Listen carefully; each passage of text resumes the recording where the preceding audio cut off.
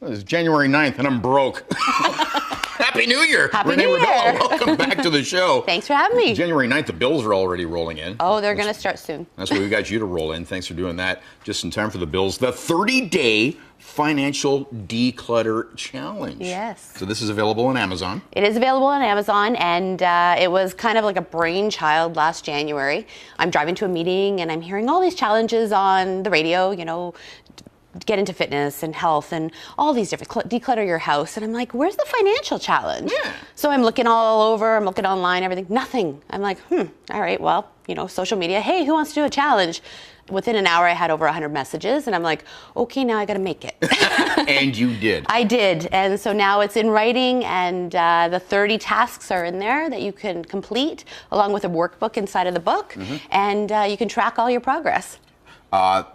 There's a lot of great testimonials here. People who have already read the book have saved, like in some examples, $500 a month. Yeah, the biggest one I've seen, which would be a great challenge to put out there, is $600 a month. So that's the biggest. The lowest I've seen is around the $200 mark a month. So it's quite significant. Yeah. So getting started here, and I see right out of the gate, reviewing your monthly costs, yes, from utility bills to home and auto insurance, you name it. You know, of course, television, you know, internet, and you know, you don't have to be paying what you're paying now. No. So I cover cash flow. I cover a lot of things. So I do it step by step. Every day is a different challenge that, you know, you don't have to do them consecutively, like day 1, day 2, day 3, but you do need to do them over a 30-day period, whether it be over 2 months or whatever, but in order. So I look at monthly cash flow. One of the things is I look at your utilities. So, you know, a lot of times they'll say in the book that unless you ask for a discount, they're not going to give you one. So you can call, you know, your gas company and say, hey, you know, how can I save a couple bucks a month? They'll say, well, turn your temperature up 1 degree or down 1 degree and you'll save this much per month. Well, you're not even going to notice that in your house, and yet you're going to save maybe $50 a year. That's substantial, right?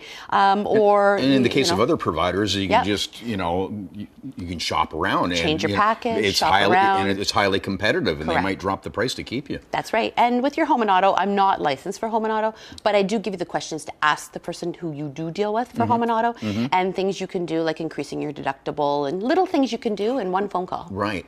So knocking down that you know, monthly budget is important, and keeping the receipts too, and tracking where the money is going. Yes. So what I do, one of the exercises is to keep your receipts for the month and track, you know, how much you spend based on, so just spend cash for the month.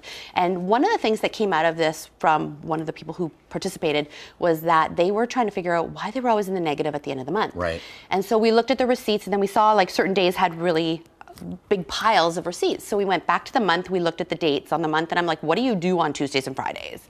And they're like, oh, the kids have hockey.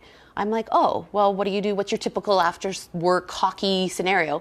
And just by cutting out and changing a little bit of that routine, they saved $200 a month just doing that. Yeah. And it was just as simple as that. So coupon and meal planning. Yeah, meal planning, you know, it gives you ideas for doing potlucks instead of always eating out.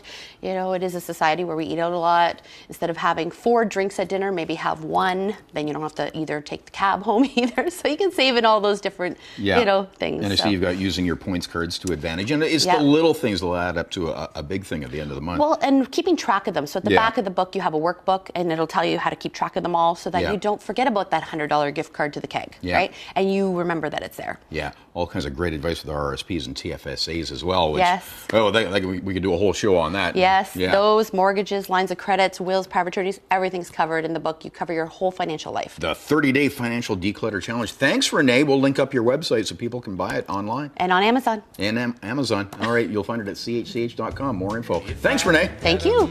If I had $1 million, well, I'd buy